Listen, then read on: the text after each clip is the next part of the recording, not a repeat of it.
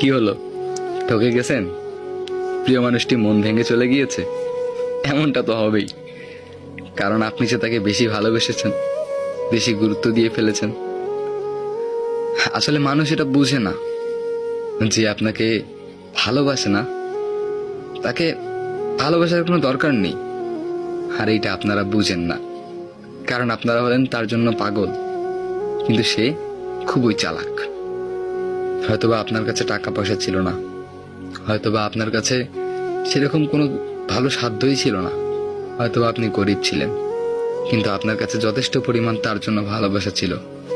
সে না বুঝেই চলে গেছে। এই কথাটা একদিন মিলিয়ে নিয়েন, সে যে আপনাকে ঠকিয়ে গেল। একদিন হয়তোবা তার কাছে সবকিছু থাকবে, কিন্তু ভালোবাসাটা থাকবে না। সেদিন হয়তোবা আপনাকে অনেক খুঁজবে, খুঁজে হয়তোবা পেয়েও যাবে আপনাকে, কিন্তু সেদিন আর আপনার এই ভালোবাসাটা পাবে না। কারণ একটা মানুষ একটা মানুষকে তখনই ভালোবাসে যখন মনের সাথে মনের মিল হয়। কিন্তু আপনি যদি সেই মনটাই ভেঙে চলে যান, আর তারপরে যদি আবার আসেন খোঁজ করতে আমারই, তাহলে আপনি ভুল করবেন। কারণ মন আর কাজ দুটোই সেম, ভেঙে গেলে আর কখনো জোড়া লাগে না। কমেন্ট করে যান, একটা অভিযোগ বলে যান আপনার প্রিয় মানুষের জন্য।